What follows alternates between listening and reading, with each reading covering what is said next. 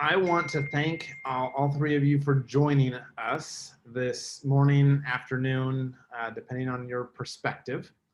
Um, and we get I don't know, it's a little bit, perhaps just my perspective. I'm not a professional such as you are, but the idea of creating an inclusive culture has so many facets to it that it seems almost an injustice to only spend an hour. But the idea for us here, excuse me, is that in this hour we can talk about the things that are kind of really easy ideas, solutions, fixes, and then start giving an opportunity for us to think about some of those things that may not be so evident, that may come from perspectives that you all have from your backgrounds.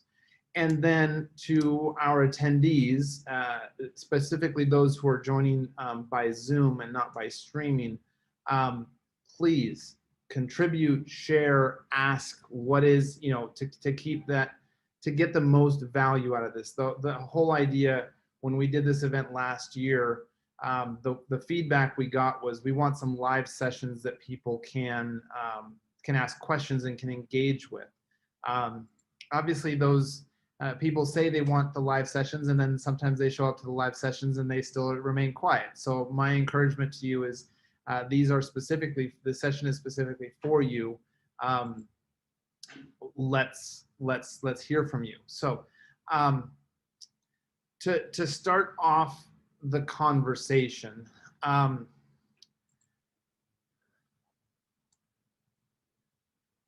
what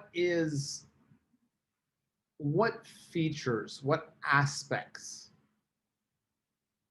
are to you represent an inclusive workspace?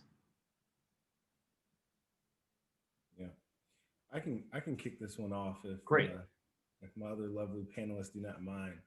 When I think about inclusion, I think about it as it's action. It's action that leads to a feeling, right? It's an environment where people feel like they're valued, they feel like they're heard, they feel like they're respected, and ultimately, when you have inclusion, you have a situation where somebody feels like they can bring their true, authentic self to work. And that's what inclusion means to me. And I think that's how a lot of employers and leaders should view inclusion as well. Okay. Yeah, I want to add to what Andrew said. I remember hearing this saying a few years ago, and it's always stuck with me.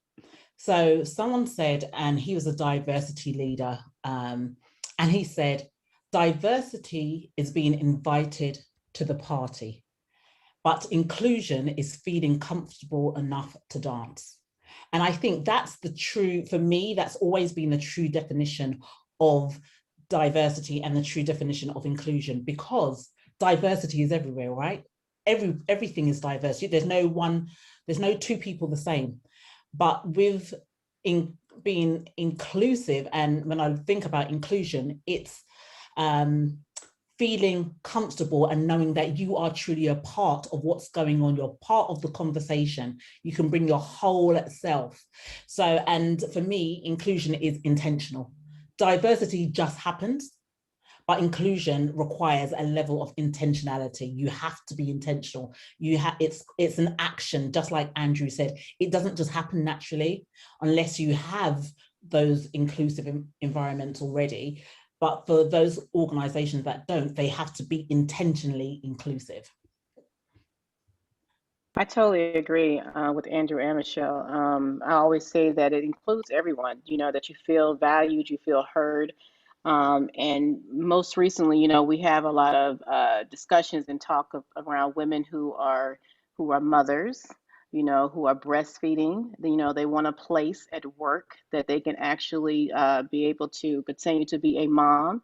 We have people who have different religious obligations where they need to pray during the day, that they feel comfortable within their place of work to be able to pray. And so those are intentional, inclusive things that we can actually do within our organization. And so, again, there are things that are written on paper, and I always say, but once they're written on paper, we need to put them into action. No, for sure. I think there's that idea of, you can say any one of a dozen different things, but what actually happens in the workplace, that's what the employees feel. The words don't mean nearly as much as what they feel. I've heard from all three of you repeatedly intention, action, heard. It feels like there's also a sense in there. I didn't hear the word, but I got the feeling of value. Like, I'm appreciated for who I am and what my differences are. And there was a question that was just posed here. Can companies help their employees be more inclusive about who they bring in? Because we get one group, and it can be defined any way you want it, tends to attract more of the same group. And that can be a positive thing. I think it was in conversations yesterday in the event here that we talked about, where if it's a mindset thing, it's a great thing to bring in more of the same mindset, because all of the other aspects are varied. We can all be from different walks of life and different belief sets, but if we have core values, then it's a positive thing. And so how are we balancing that inclusion with the diversity that we would like to see? And I think that the diversity that we are looking for in companies probably is more centered around how things are thought through and how things are processed and worked through. Yeah, I mean, I just read Jeff's question there, and I'm talking from experience, having and doing a lot of inclusion and diversity training in lots of large companies who have a mandate almost to make sure that they are being truly inclusive on their boards and in the company, and they're reflecting their customers and consumers. And what I've noticed, their affinity bias is very real, where you hire people who look like you, people who sound like you have common interests. When I used to do recruitment, I saw it all the time. There's an affinity with people who they vibed on a certain level, or they had the same hobbies, or they went to the same school together.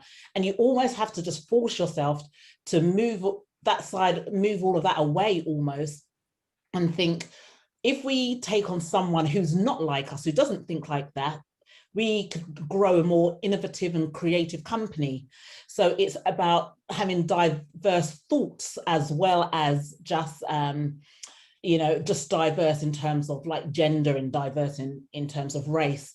So I think recruiters, or getting your employers to bring in other people, you have to go further afield. If you have always used the same recruitment methods and the same recruitment consultants, it's about doing your research, it's about learning and finding out, and partnering with other agencies, partnering with other organizations that have specific suppliers and resources and staff who are diverse, and then it's making them feel welcome when they're in the company. But it's a strategic move that companies have to do to make it work.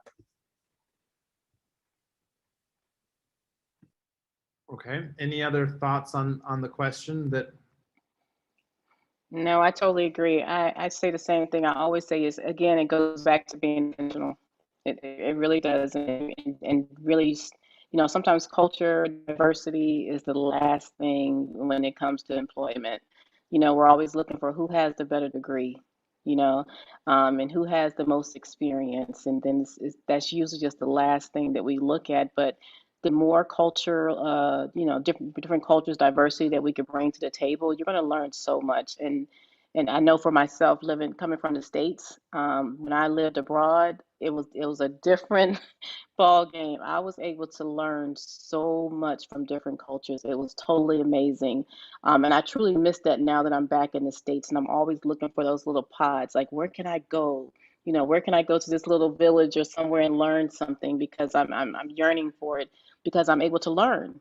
And so you can only learn from people, honestly. A book is great. You can definitely find information in a book, but speaking to people, talking to people, and building that diversity within your organization is crucial.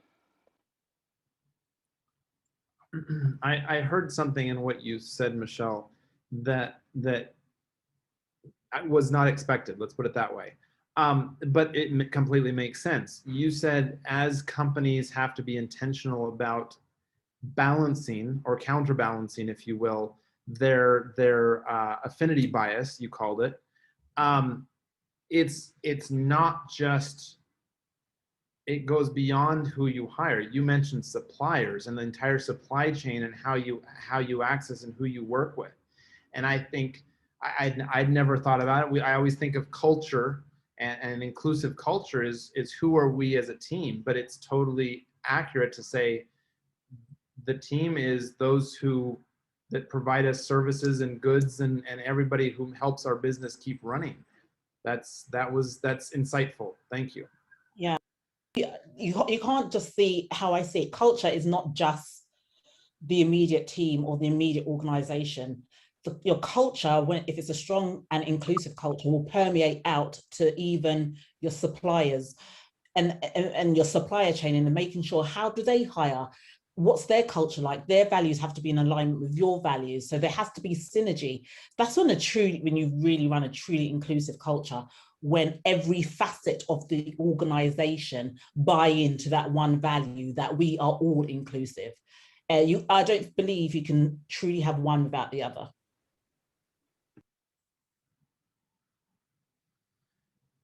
Okay, thank you.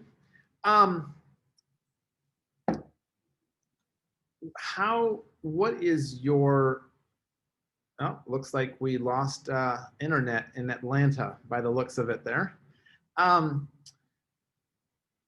We talk about inclusion, and right now, again, my perspective is we have certain conditions and situations here stateside that everyone's kind of like front and center to everyone what the challenges are.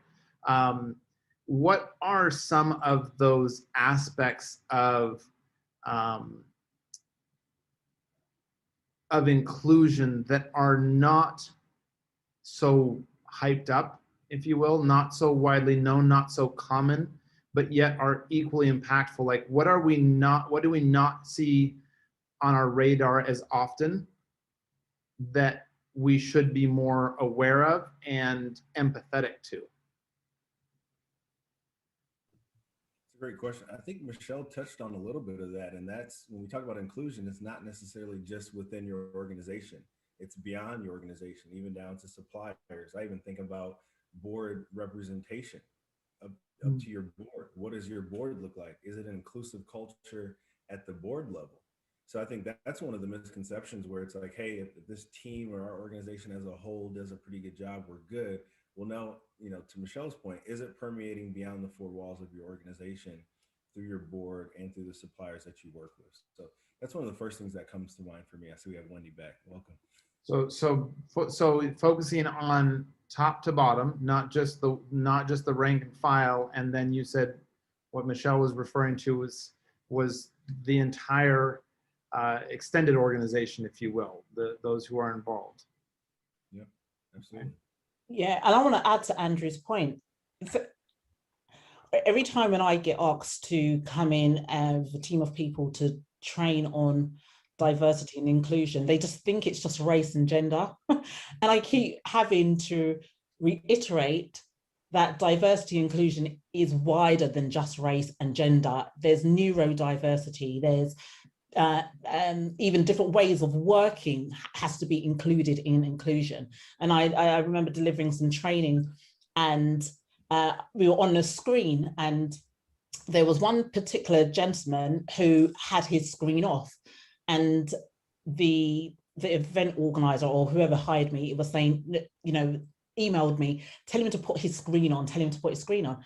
Now, for me, if I want to be a truly inclusive leader, I have to understand, now that we're working in, this remote space, that not everyone's going to have the capacity or be in an appropriate space to always show up on camera, for example.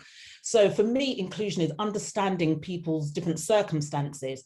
And when he did put on his camera, and I did a round robin just asking people questions, I asked him a couple of questions, but I didn't push. I could tell that he wasn't comfortable answering questions. And then at the end, he said to me, Michelle, I really appreciate that you didn't push for me to ask questions, because he said that I think he suffers from ADHD, or he had some neurological difference.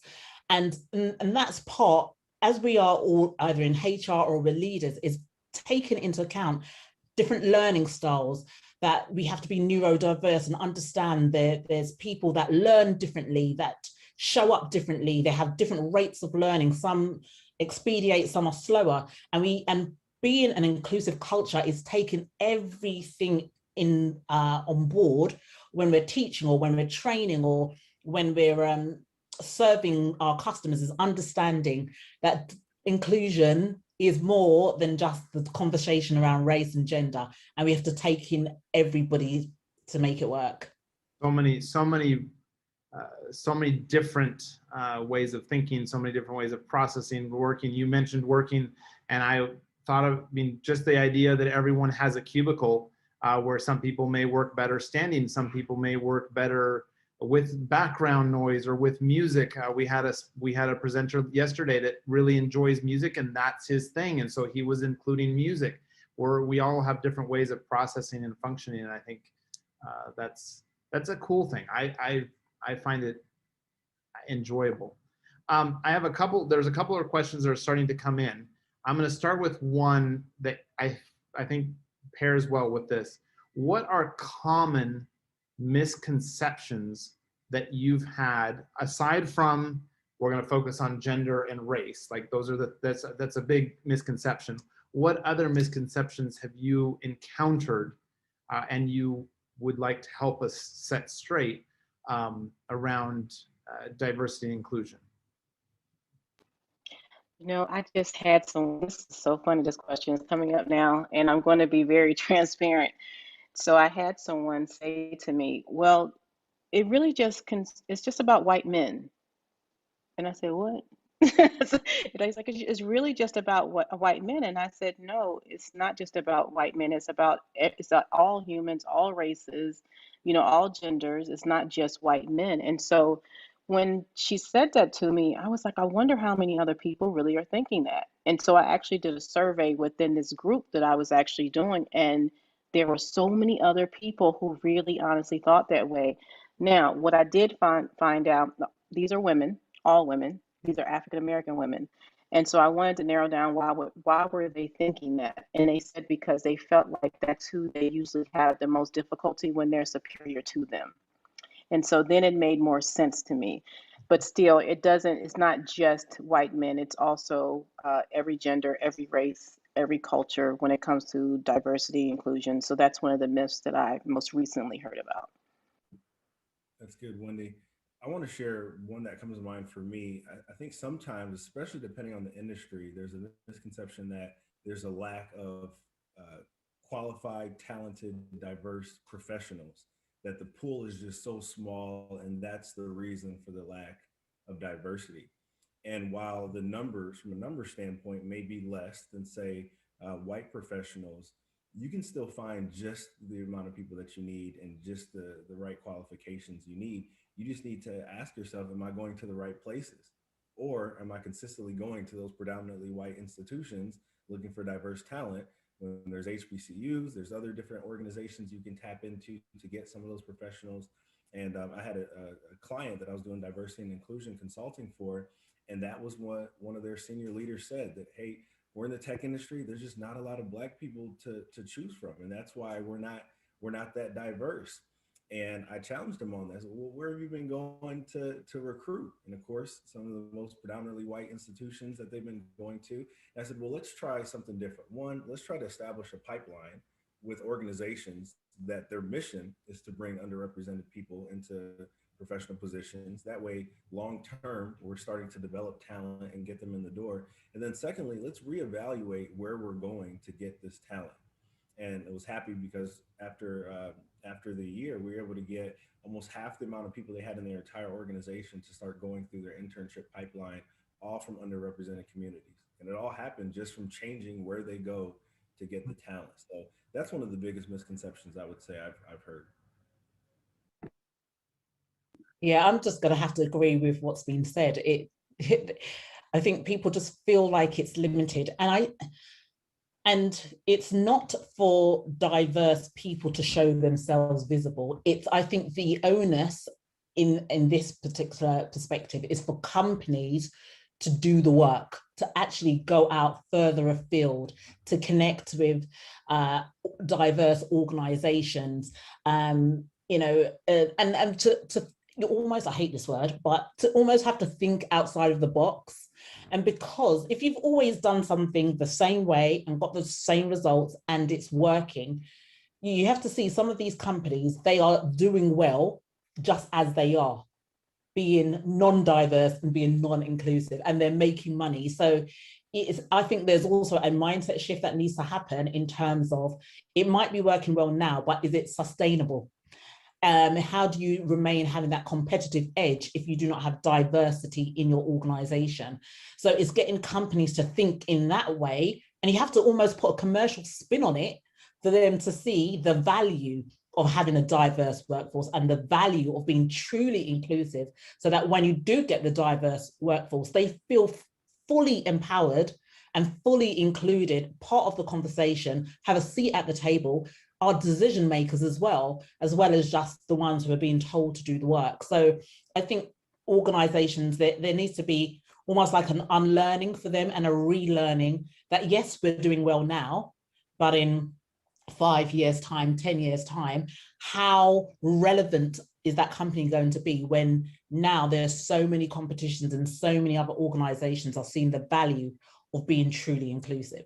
There's a laundry list of companies who haven't adapted, whether you could say it was to the market or to the industry or to whatever it may be, that we no longer see anymore. There's countless companies that just aren't in existence because they didn't keep up. And I think that you are 100% correct. I think that diversity inclusion is becoming one of those areas. And I think I hear the word creativity and how limited your creativity is. If you don't even have the ability to understand your own workforce and how diverse that workforce can be, how do you expect to understand your market and who's buying now? There's a complete disconnect there. So it's irrelevant. That's very true. That's very true. But you know what? You made me think of something, Peter. So when I was thinking of the time when I was living overseas in Dubai, that's probably the most diverse I've ever been in when I was in an organization, to be honest. And when I say it was so many cultures in every single organization that I went in, I've never seen it like that. And the thing about it is most of them didn't even have a plan. They just did it. You know what I mean? That's the beauty of it. It wasn't like, oh, let's hire this. They just did it. It was just something that is just natural versus here where we had to be so intentional about it and be mindful about what we're doing. Where it was just a natural thing to see different cultures, in different organizations and different departments and coming together and working together. And so for me, that was where I really, really learned true diversity and inclusion. To be honest, was there. I have a question on what you just brought up. Does history have some impact on that? Because we're the two countries that are represented here in our conversation have been around for a significant period of time and have some predispositions, some traditions, things like that have created a system. Versus you're talking about a country that is as a power, as an influencer, is relatively young, and I wonder if that kind of, they didn't come with all of that baggage. They kind of just said, okay, we want to get things going very quickly. What do we need to do this quickly? We need to get the best people in whatever area we need, and some of those filters that we're accustomed to weren't in place. I think so. I think it's a mixture. They definitely like to get things up and running quickly. Most definitely something you look tomorrow and there's a building. But no, you would even hear in the conversations, even from their president, is basically that everybody's welcome, and there's no tolerance, for racial slurs, and it's just not accepted in the country at all. And so I think it's a mixture of both. But they're very accepting of people coming over, people being part of their organization, people being part of their country. They welcome it. And it's been, 16 years since I've been, doing that. And so I've been able to see it. And I don't see it being just because of the, what they want to get done. I think, of course they want to, but the diversity is, for me personally, my own experience is just there. It's just been there from day one, honestly. Never ever, when I first, pretty much like what you were saying, that's how I felt when I first came over to that country, and I was, a little concerned and not sure. But then once I got there, it was like the doors, well, we're welcome, come on in, and bring everybody with you. And I was like, oh, well, this is neat, And so, they never ever, and since we're being very honest and open here, they never said, oh, you are a Black woman, right? No, they said, thank you so much for what you have to do in serving us. They never ever mentioned that I was a Black woman. They never ever did that. So that's 16 years ago. That was a great question. Wonderful. So there's a question here from Paulo that says, assuming there aren't any doubts about the critical role of D&I, which I think we're all in agreement there, how can an organization replicate that in its branches worldwide? For example, in case of a multinational or global organization, how do you create something that works? The focus, and it makes sense, because what may work in the UK, what may work in Dubai, what may work in the States isn't going to work in one of the others. Like, how do you create that? So I'll take that one, because I do that a lot. And I had to learn the hard way, to be honest, because I did think that, and that's a great question, because you sometimes assume that, everything that we do here is in black and white, that we can take and spread it across the country, and that's not true. You have to be able to go into the organization and look at the culture. And so what I learned is that we go in, we do an assessment, and we see the culture, we see the diversity within the culture. The best thing that a leader can do is know their people, know the backgrounds, get to know them, where do they come from? What do they like to do? What is their nationality? Then from there, you also look at the holidays. I always say this, we are so traditional. Christmas, Thanksgiving, and these are your days off, that you have to change it. There's other holidays out there that we need to be able to celebrate as well too. And so maybe within the different pods, the locations, I also say be diverse even with the people that's running those teams. Hold small task force within your organizations to develop and create that diversity. I call it the cultural plan within each sector. And so if it's in India, it's going to look a little bit different. If it's in the UAE, it's definitely going to look a little bit different. If it's in Africa, it is. But you have people that are leading those teams that are from that country. It's so important to have that, because they understand how culture and business align. I cannot tell you, is even though I've been doing business in the Middle East for 16 years, I will bring somebody into a meeting that's the Emirati always, because I'm not going to represent their culture. I can't. So I always go into the organization with someone from that background and that culture. So I'd encourage you, not only if you can't hire them, you definitely need to find people that you can partner with and bring them into your organizations in those different countries. Yeah, I think what Wendy said was so spot on, wasn't it? And it's and I was thinking it from actually, before you answer that, Wendy, I was actually thinking of it from a really different perspective. So I was thinking, right, you've just blown it out of the water. But what I was thinking was, as a company, you lead from the top. So you have a structure. This is how it should be done.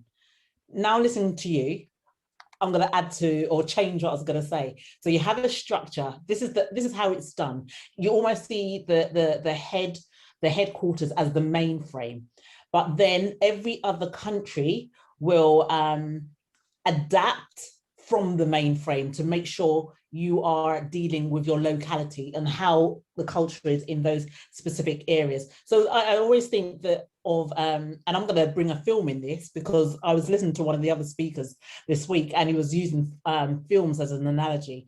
I can't remember what the film is, but it's about McDonald's, how McDonald's was set up and how the headquarters of McDonald's used to make milkshake a certain way. And then he forced all the other districts to do it exactly the same way, but it didn't work. But once he realized that, you know, this state might do it slightly different because of the types of people don't like that type of cream, for example, and then another state might do it slightly differently. But they're all making milkshake, but slightly different to meet the needs of the people in the area. I think what Wendy said is spot on. So you have the main headquarters, but everybody has to understand in their own cultures how to ensure diversity and inclusion in those countries. But at least you've got a mainframe. This is the standard, and this is how we will tweak it to make it work with us. So thank you for the revelation and the elevation, Wendy. You're welcome. Thank you. Michelle, you made it the same thing about the mainframe, the main organization.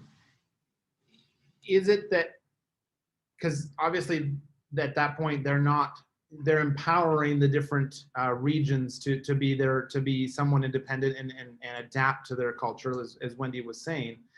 Is the value in what the mainframe, so to speak, provides is the intentionality behind it. Like, this is something important to us. We want this to be a priority, and we're going to give you the authority to make it a priority in your region. Is that kind of how it's boiling down? Yeah, that's how I would see it. I would say lead by example, right? Any organization has to lead. I'm working with a couple of global multi-million-dollar organizations, and what they're doing at the moment is starting training their leaders on, you know, diversity and inclusion, and we're working with them quite regularly because it's a whole change of culture. And, you know, I think we really use the word quite loosely because you're changing mindsets. You have to change behaviors. You've got to change characters. So you know, they've done this project where we're working with them for a number of months and getting them really embedded into what it looks like to have a truly inclusive culture. So then we're starting from the top.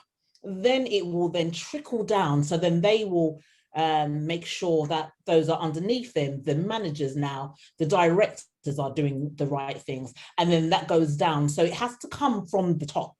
It has to come from the top, and then it trickles down. And then you embed it in some sort of, I don't know, code of conduct or something. And I also think it should be measured. So you can't just say, yes, we do diversity inclusion, but I almost feel like it should be almost like a competence of the job. So it's going to be measured. So when you have those appraisals or performance management, whatever you call it in your organizations, that you are going to be questioned about it. How inclusive is your department area? Let's see. Do we have a man? Do we have a woman? Do we have a Black person? Do we have a transgender? You know, do we have somebody who's neurodiverse? Really being hugely intentional. So I think it also almost has to be measured and tested and analyzed. Okay, you just touched on it being something that we're including in our evaluations and assessments, if you will, in moving forward. So the question comes up for me is, we're talking about leadership and top down and trickling down and all of that sort of thing. What is the role, and what is the training, what is the empowerment that we need to place for individual employees to be able to create that culture? not just top down, but how do we get it to be, I see you as a peer and you see me as a, and we start creating the bonds horizontally, not necessarily driven by the top. Yeah, so Jim Collins in his book Good to Great, he kind of talks a little bit about a plethora of different business analogies, but one thing that comes to mind is kind of the analogy of the bus, right? And spending time making sure you bring the right person on the bus, you make sure they're in the right seat, and you get the wrong person off the bus. And to your point, I think you've got to look at your hiring process. Is that really ingrained in the interview process? Are you making sure you're bringing people on the team who are not only diverse, but also have an inclusive mindset, and asking them how they've fostered that, what their perspective on that is? And before you know it, if you're being intentional about that as you're bringing people on board, you're going to have a collection of people on your team who already have an inclusive mindset. In fact, it should be one of their personal core values. It's that important, right? And the more you do that, the more you have people who, if you train them correctly and empower them, they can now foster inclusivity from whatever position they're at. So now you're not waiting for senior leadership to do it before it kind of gets through the entire organization. Everyone does it where they're at because it's important to them, whether they're at your organization or not. So I think that's one thing that could really make that kind of shine a lot brighter.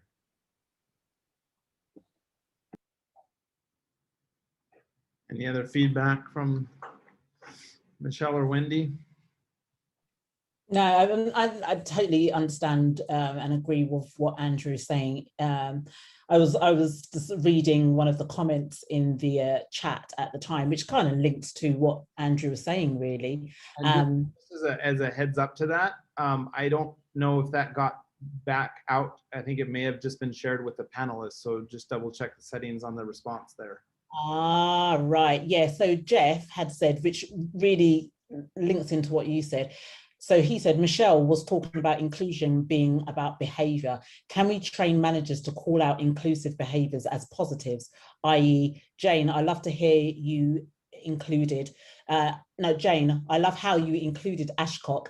He's been left out of the conversation lately. So it's about how can managers be inclusive in the moment, and even how employees might pick it up. And I just responded to him, but I'll respond openly to everybody. I was saying that is being truly inclusive, looking at people who feel left out. And remember, it's our perception that they feel left out, because perception plays a very big role in our inclusive behaviors.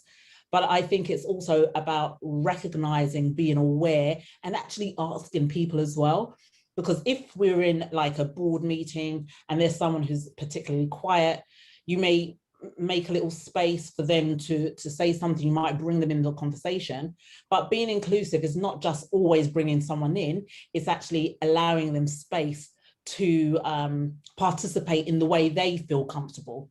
So it could be if somebody doesn't participate, but you put it out there and say, if there's anybody who has anything else to contribute but didn't feel comfortable saying it now, you know, my door is open, you can drop me an email. So you have inclusivity is about having different avenues for people to be inclusive, and not just the one way that we've always been taught to be inclusive. Right, which could be speaking up in a meeting, or it could be following the tradition of what's been done. We have another question that was presented. In the last year, many organizations have published supportive statements about diversity, inclusion, and equity. What examples do you know about where organizations have done something that has made a difference? I actually, for me, I have a company that their hiring was not diverse, but it just wasn't anywhere. And they were struggling with that because they were hiring from the financial standpoint. That was it. They wasn't looking at anything else. And so what we created was task force with inside of their organization, and everyone wanted to be a part of the task force. You know, the people who would maybe have, you know, who are really motivated, inspiring, who have been looked over, were able to step up and say, hey, I'm actually from this culture. and I'm able to help. I would love to be a part of the team. And so what they found out is that they had a true diverse um, organization that were pretty much overlooked, and they weren't their main managers, supervisors. And so what we did was we kind of like put everybody back in the same pot. I don't care what your degree was or anything. And so we started shifting and moving people around and creating these mini task force. On top of the task force, the HR people were built inside of the task force, and then they were hiring. And so they had boards. Instead of having one person hired, most of the time you go and you have an interview, we set up different teams. And so on the panel, on purpose, was diversity. We even have people from the outside. A lot of times people don't like people inside, right? Because they don't want to share things that are going on in the organization. But we said, no, we're going to actually have some people from the outside that's going to volunteer, so there's not a bias. And so they would have people on a panel from different nationalities, and they start doing the hiring. Once they start doing the hiring, those people were broken out into the different task force. Now the task force are helping the managers run the organization, because at the end of the day, you can be a leader and you can have a vision, you can have a mission, but you got to have a team that's going to run with it, and you got to be able to tell them how to run with it. And so instead of them having this title and walking around, they were part of the task force now. Everyone removed the titles. And so everyone became part of the task force. And now they're able to hire based on diversity and the value of people, and showing people that you are appreciated regardless of whatever your race, background, religion, educational background is. And so now this organization has their productivity has increased. They have now been able to scale globally, which before they struggled and lost some contracts. But now, because they're able to go in between these task force and be able to have education and training and talk to each other, they're able to build and expand more. And they build in days on Wednesdays where they've given an hour for the employees to really just to network and get to know each other, regardless of whatever department you're in, so you can get to build those relationships as well. So that's one of the organizations where it has really worked well. But again, it was innovation and change, something totally new that you don't see. Yeah, I would say some of the organizations that have done a really good job have shared a couple of different characteristics. One, they've been transparent and open with sharing where they're at, right, and admitting if we have work to do. They've created systems to where people are held accountable to their diversity in their organization, right?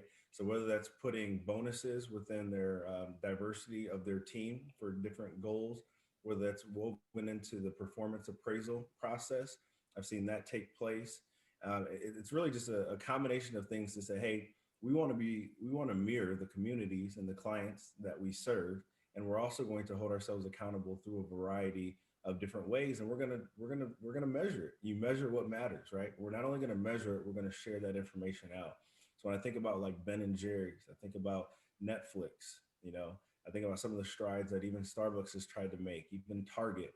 There's a lot of different companies out there that have been able to say, hey, we need to do more. This is the plan of action we have. Hold us accountable. We're going to hold ourselves accountable by divulging this information. And I think that's the best way to go, right? It's okay if you're not where you need to be. What's not okay is if you're not doing anything about it to change and for it to be long, sustainable change that you're really seeking. Yeah, I just want to add to what's been said. I think from the things that have happened in the past, I think there was at one stage, and I just saw it. I saw it a lot over in LinkedIn, and I saw it in the press, that loads of these companies, changed their diversity and inclusion statement, and they were just putting things out. And I think they were just reacting to what was going on in society at the time. But it's the organizations that put their money where their mouths are. That's where the difference is going to really come. And there are a couple of companies that I know of because I'm working behind the scenes, and I can see they're actually really making those initial changes. But I think talk is cheap. I think talk is cheap, and there's lots of organizations, they say they want to be diverse, they say they want to be inclusive, but they're not really doing the hard graft that it really takes to almost pull a current culture apart to rebuild a new one. But if they get it right, I mean, the stats already show that companies that are truly inclusive, they're 2 times more likely to exceed financial objectives or targets. They're 3 times as likely to have more high performing staff. So the stats support inclusivity. And it's now, sometimes you might have to sell the commercial approach to get companies to go more than just saying that they're diverse and inclusive, and actually put the work in. You hire in trainers, hire in diversity consultants, train up people inside, internally, do the work, and it will take time. And it's not a quick win either. It will take time. And I think lots of organizations are trying. Some are they're just saying it because it's the right thing to say at the moment. But I think time will tell. In about 5 years' time will tell whether they're still speaking that same rhetoric or they've actually put actions behind it. Yeah. We have a comment from Paulo. Is it right to say that when we talk about D&I, there are 2 origins, spontaneity and intentionality? Wendy's experience in Dubai seems to be a good example of spontaneity. People were brought together because of their expertise was required. They had a common element that no one would question. They were all human beings. All of a sudden they realized that being different was actually a great source of strength. Maybe that's when the element of intentionality comes in. I like that. That's actually true. I think that's when it does come in, because I think, just like Michelle was saying, a lot of companies, they'll say they want to do diversity, but they're not doing it. It's just something to say. And like I said, when I was really working on, pretty much in the States, because now 90% of my business is international. I really had to talk about diversity, inclusion when it comes to the United States. And then when it's outside of the United States, like it's just there. It's just something, we want good people. You're a human being. And that's all we're asking for. What can you bring to the table? The other thing is with that is it's more like, okay, here's what I have to bring. And this is my word, and I trust your word. And I also think it comes from just trusting people also, and giving people a chance. We're all human. We're going to make mistakes. And so just having that grace also within your organization is important, and empathy, because that's going to also help with the diversity piece of it and inclusion of it too. You have empathy and you have grace. But again, I think, if you're an organization and, if you're currently looking at really, really doing diversity, just do it, and don't say you're going to do it and not do it. If you need support and you need to help, there's so many people out there to help you. I've even seen people volunteer in organizations to bring on diversity. Like I said, we had people coming in that were on panels that were, helping with the whole HR process, but again, we have to move towards doing, and then also look at organizations that are outside of your watching this of the US, see what they're doing, see how they're doing. And I'm sure if you ask them for a diversity plan, they're going to be like, we don't have a diversity plan. We just do it. We just hire good people. And so, yes, I think that's a great way of looking at it. That was an excellent statement. Well, I've gone through the questions that I had prepared. If any of attendees have some more questions, we do have a few more minutes. Otherwise, we will wrap up, and thank everyone for joining us. I'm seeing how long I can speak. And go ahead. I had a couple additional thoughts I wanted to make sure that I shared. Please. So number one, I want to make sure people understand that when it comes to the value of diversity, what you should be trying to accomplish, it's really diversity of thought, right? Diversity of thought is what will lead to the improved performance. And Michelle talked about a couple statistics, but the stats are out there. You can easily see articles and research that supports diversity and inclusion leading to business success. But I want to make sure people also understand it's really the diversity of thought, not necessarily just how they look, that really is going to add value. And the other thing I want to share is a really good diversity and inclusion strategy the former chief diversity and inclusion officer at Starbucks, Zing Shaw, she mentioned really good D&I strategies are about 70% inclusion, 30% diversity. And I think one of the things I typically see is organizations putting more emphasis on diversity than they do inclusion. It's not difficult to get different types of people in your organization, but getting them to stay and getting them to put forth their best foot day after day, that's inclusion. So I want to encourage people as they're talking about D&I, right? They don't have to necessarily, there's an aspect of being mutually exclusive, but they work together, and inclusion is really that foundation that's going to let diversity thrive. So those are two thoughts I wanted to make sure I was able to share. I think that's super valuable, because I think you're right. If you can bring as many people as you want into, but if they're not participating, if they don't feel like that's where they belong, then it's not sustainable. And like Michelle said, let's see where people are in X number of years. If you have a mindset of inclusion, the diversity is going to take care of itself, and you will be here 5 years from now still having the same, with the same appreciation for that inclusion, because it's just going to foster continued inclusion.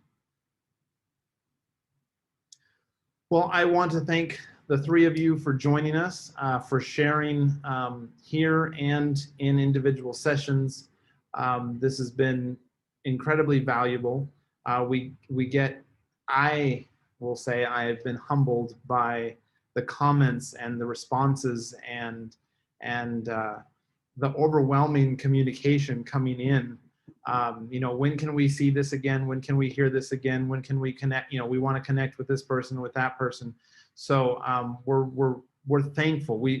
I will say also from an organizing perspective, we have gotten to see attendees. You certainly haven't, but I will share with you the camaraderie and the connections that are being made between the presenters and kind of bouncing ideas off of each other. You've seen a little bit of it here.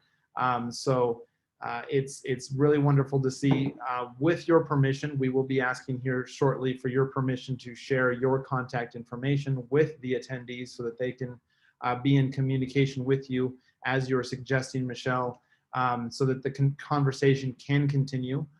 Sometimes these are great ideas to have, and then it's next week and next month where we're, oh shoot, I now have a situation where I really could use that perspective. So I think this is great to keep that conversation going. Thank you again. You all have a wonderful weekend, and attendees, well, everyone really is invited in about 2 hours time. We'll be resuming with our last afternoon of sessions. So thank you so much, and we'll see you in a couple of hours.